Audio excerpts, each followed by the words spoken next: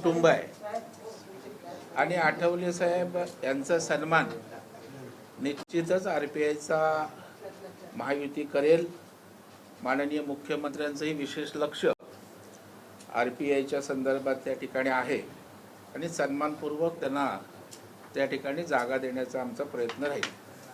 त्यांनी 26 जागा मागितलेल्या आहेत, साधारणतः किती जागा देण्यापर्यंत कला आहे काय? त्यांना अजून चर्चा सुरू आहेत। आता चर्चा तुम्हाला थोड्या सगळ्या माहीत असतात। सांगितलं ना साहेबांनी की आमची आठवले साहेबांची माणसं आणि आमची चर्चा त्या ठिकाणी सुरू आहे। त्यांनी मागितलेल्या जागा कुठल्या कुठल्या देता येण्यासारख्या याचा सांगोपान विचार शिंदे साहेब, फडणवीस साहेब आणि आम्ही त्या ठिकाणी करतोय आणि निश्चितच कारण आठवले साहेबांच्या प्रति एक वेगळा आदर महायुतीचा आहे। कारण त्यांनी महायुतीत सदैव जिंकण्यासाठी त्यांचा सिंहाचा वाटा राहिलेला आणि एक चळवळीचा चेहरा म्हणून त्यांच्याकडे पाहिलं जातं। त्यांचा कुठेही अवमान होणार नाही, अपमान होणार नाही याची दखल महायुती आम्ही निश्चित घेऊ। दरेकर साहेब, अजून 2 दिवसच उरले आहेत, कधीपर्यंत एक क्लिअरिटी येईल? कारण काय आपली चर्चा शिंदे सेनेबरोबर चालू आहे दररोज। आता निवडणुका म्हटल्यावर तुम्हाला माहिती आहे शेवटच्या क्षणापर्यंत बोलणी चालू असतात। 3 पक्ष आहेत, RPI आहे, अनेक घटक त्या ठिकाणी असतात आणि एका जागेवर अनेक इच्छुक अनेक पक्ष असल्याने थोडा वेळ लागतो। परंतु महायुती आम्ही घट्ट आहोत, एकत्रित आहोत। अशा प्रकारे जागा वाटप किंवा कुठल्याही प्रकारच्या कुरबुरी किंवा विसंवाद नसेल। आम्ही ताकदीने एकत्रित सगळे अशी गोष्ट समोर येते की भाजपच्या गोटामधून आता RPIला काही जागा देण्यात येणार आहे। नक्कीच त्या ठिकाणी भाजप असेल किंवा शिवसेना असेल, आम्ही एकत्रित त्या ठिकाणी आठवले साहेबांचा सन्मान त्या ठिकाणी करणार आहोत। आता कशा कुठून या संदर्भामध्ये रात्री आम्ही बसल्यावर त्या ठिकाणी निर्णय होईल, परंतु त्यांना जागा देणार एवढं निश्चित। उचित सन्मान राखला गेला नाही त्यामुळे आम्ही नाराज आहोत आणि उद्या मुख्यमंत्र्यांनाही भेटणार आहोत असं आठवले साहेब आता थोड्या वेळापूर्वी म्हणाले। आठवले साहेबांच्या नाराजीत प्रेम असतं, आम्हाला ते नाराज झाले तरी कधी वाटत नाही। त्यांचा तो हक्क आहे नाराज होण्याचा, त्यांचा पक्ष आहे, ते पक्षाचे प्रमुख आहेत आणि एक जबरदस्त असा जनाधार असणारा नेता आहे आणि ते जेव्हा कार्यकर्ते तिकीटं मागतात, मोठ्या अपेक्षेने येतात, त्यावेळेला नेत्याची भूमिका असते की कार्यकर्त्याचा सन्मान व्हावा आणि त्याच्यामुळे त्यांच्या मुख्यमंत्र्याशी एवढे चांगले संबंध आहेत की भेट झाली की नाराजी त्यांची दूर होते।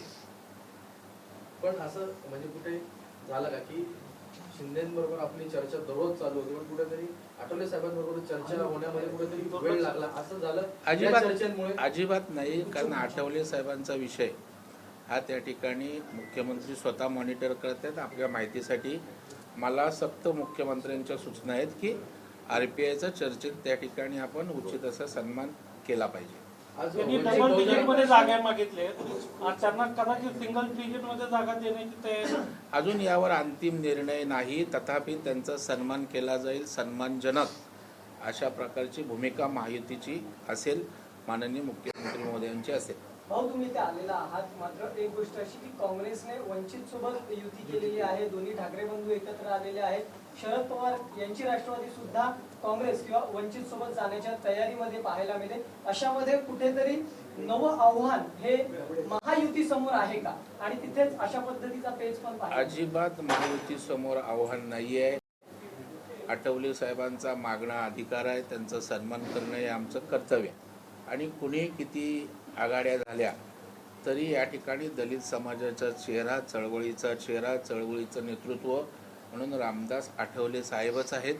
हे महाराष्ट्राला काही देशाला माहीत आहे आणि त्याच्यामुळे त्यांची भूमिका असते, त्या बाजूने समाज असतो। तुम्ही मगाशी म्हणालात की प्रेम आहे साहेबांचं, मग ते लोकसभेला दिसलं नाही, विधानसभेला दिसलं नाही, किमान आता याला तरी दिसेल का? महापालिकेला तर दिसेल? आपण लक्षात ठेवा, पंतप्रधान मोदी साहेबांनी देशात मंत्रिमंडळामध्ये त्या ठिकाणी बाबासाहेबांनंतर कोण गेलं तर आठवले साहेब गेले। महाराष्ट्रातील मुख्यमंत्र्यांकडे त्यांच्या शब्दाला किंमत आहे, त्यांचे जिव्हाळ्याचे संबंध आहेत, त्याच्यामुळे आपण अजिबात चिंता करू नका। आमच्यात कुठल्याही प्रकारचं कोणी काही लावलं तरी आम्ही एक आहोत, आम्ही एकमेकांना समजून उमजून त्या ठिकाणी निवडणूक राहणार आहोत। हिंदी में जानना चाहते हैं, प्रेस कॉन्फ्रेंस चल रही थी, नाराजगी व्यक्त की जा रही थी और ऐसे में आप आए, नहीं, हमारा डिसाइड हुआ था क्या प्रेस चालू है, आठवले साहब कुछ बोलने वाले इसलिए मैं नहीं आया। और मैं तो आठवले साहब के पास तो हर महीने में 1-2 बार मिलता है, फोन पे बात करता है। तो आठवले साहब एक अलग तरह का नेता है अपार्ट फ्रॉम राजनीति, और इसलिए आज भी मैं इसीलिए चर्चा करने के लिए यही आया है, उसमें कुछ दोहराई नहीं है। डैमेज कंट्रोल एक्शन लग रहा है। नहीं, डैमेज कंट्रोल नहीं। आठवले साहब ऐसे है कि वो डैमेज नहीं करते हैं, उनका सम्मान करेगा तो कुछ डैमेज नहीं, और हम लोग सम्मान उनका करने का तय किया। त्यांना कमळावरच जायला लावणार कब तक समाधान तुम्ही हो आता पाएगा? सगळंच कसं सांगू अजून आमच्या तुम्ही सीटों की मांग की जा रही है सर, बीजेपी कितने दिनों के इच्छुक है? नहीं, देखो 227 सीटें हैं, उसमें हम 3 पार्टी आरपीआर और कोई छोटे छोटे घटक हैं, तो सबका तालमेल करके सीट का बंटवारा होता है। लेकिन एक बार बार मैं आपको कहना चाहता हूँ कि आठवले साहब का सम्मान ही होगा। सर अभी तक सीट शेयरिंग पे कुछ बन पाया है फॉर्मूला? शिंदे गढ़ को कितनी आपको सीट कुछ भी बताएंगे नहीं, अभी कितना दिन रह गया, 2 दिन, सब आपके सामने आए। सर आप क्या उद्धव ठाकरे और राज ठाकरे की पार्टी के कैंडिडेट्स डिक्लेयर होने का वेट कर रहे हैं कि उस हिसाब से आप कैंडिडेट डिक्लेयर करेंगे, इसलिए आप वेट कर रहे हो? हमारी पार्टी महायुति दूसरे के पार्टी के ऊपर, दूसरे पार्टी के नेता के ऊपर नहीं चलती है। सर तो अभी हमारी पार्टी जनता का क्या मैंडेट है, जनता को क्या लगता है उसके ऊपर चलती है। जनता हमारे साथ है, नेता डिक्लेयर करे, पार्टी डिक्लेयर करे, उससे हमें कोई फर्क पड़ता नहीं।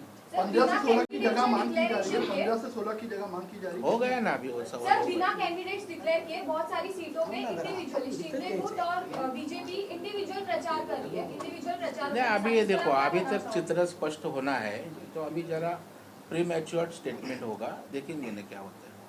सर आज जो उद्धव ठाकरे द्वारा एक स्टेटमेंट दिया गया, उन्होंने कहा कि बीजेपी के साथ ये में नुकसान हुआ, सेम तस्वीर हमें कांग्रेस के साथ देखने मिली, तो कहने की मनमुटाव महाविकास आघाड़ी में खुलकर सामने आया। तो उनकी तस्वीर देखी, तो अभी आपने खुद की तस्वीर क्या है वो देखो पहला। अपने तस्वीर से वजह दूसरे का नुकसान नहीं होता है ना, ये भी सोचने की आवश्यकता है। अभी वो नहीं है हमारे साथ, तो बीजेपी का फ्लो बढ़ता है ना।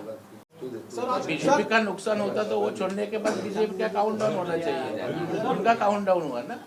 शिंदे साहब जाने से उनका काउंट डाउन हुआ, शिंदे साहब आगे गए, कांग्रेस को भी उनसे अच्छा यश मिला ना।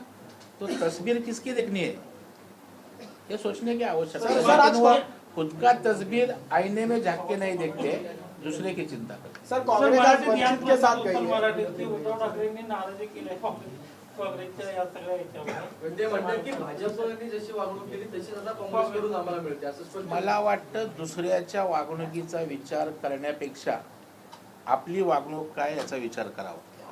कारण आपण त्या ठिकाणी गेल्यानं भाजप कमी झालं का, तर नाही। याचा अर्थ भाजपची वागणूक लोकांना आवडली। तुम्ही काँग्रेसबरोबर गेल्यावर मुख्यमंत्री झालात, सगळं मिळवलं, तेव्हा काँग्रेसची तुम्हाला वागणूक चांगली वाटली। बाळासाहेबांचा विचार सोडून तुम्ही काँग्रेसबरोबर गेलात, तेव्हा काँग्रेसची वागणूक वाईट वाटली नाही। आता तुम्हाला काँग्रेसची वागणूक वाईट वाटली, तेही लोकांनी तुमच्यापेक्षा काँग्रेसला नगरपालिकेमध्ये पसंत केलं।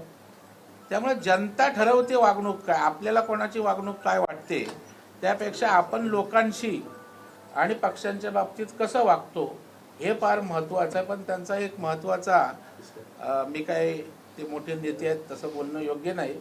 त्यांना आपली काळजी घेण्यापेक्षा, आपण आत्मचिंतन करण्यापेक्षा दुसऱ्याविषयी बोलणं आणि त्यांच्यावर टीका टोमणे मारणं याच्यात त्यांना धन्यता वाटते। सर महाविकास आघाड़ी जो है वो लोकसभा विधानसभा में अभी साथ सब लड़ी। चर्चा इधर ही है। हाँ एक आखिरी सवाल सर, लेकिन आज महाविकास आघाड़ी में कांग्रेस जो है वो वंचित के साथ जाकर अकेले जो है वो चुनाव लड़ने जा रही है, उसका महायुति पे कुछ असर होगा? आप इस युति को किस तरह मैं आपको पहला ही बताया, दलित समाज का चेहरा लोकमान्य महाराष्ट्र में रहे, देश में आठवले साहब है, इसमें कोई भी दोहराई नहीं। बाकी अनेक पक्ष है, मैं किसका अपमान करना नहीं चाहता हूँ, लेकिन आठवले साहब जिधर होते हैं उधर जीत है। ये पूरा ट्रैक रिकॉर्ड आप देखो 25-30 साल का, आठवले साहब जिनके साथ है उधर जीत है, और लोग समाज के उनके साथ रहते हैं, ये सबको मालूम है। अभी पार्टी तो अलग रहती है, नेता अलग रहते हैं। सर एक नेशनल पॉलिटिक्स में एक इम्पोर्टेंट सवाल है, जो ट्वीट किया गया था एक नेता द्वारा, कांग्रेस नेता होता दिग्विजय सिंह द्वारा, उसके बाद आज एक बार फिर कांग्रेस की तरफ से सवाल किया गया, कांग्रेस के एमपी हैं मनकम टेक्नोलॉजी, उन्होंने कहा कि आरएसएस एक अलकायदा संगठन है, एक आतंकवादी संगठन है, उससे सीखने की कोई जरूरत नहीं। अभी क्या उन्होंने पहला अपने पार्टी में क्या है वो देखो, आरएसएस क्या है वो दुनिया में देखा है, तो उनके सर्टिफिकेट की ज़रूरत नहीं, और वह क्या बोलते हैं उसके ऊपर हम ध्यान भी देते नहीं। उनके पार्टी के दिग्विजय सिंह सरी के एक ज्येष्ठ नेता ने आरएसएस का संगठन कौशल्य का सम्मान किया, तो उसमें सब आया। अभी ऐसे हर जगह कोई भुगते रहेंगे थोड़ी हम उसका सवाल देते बैठेंगे।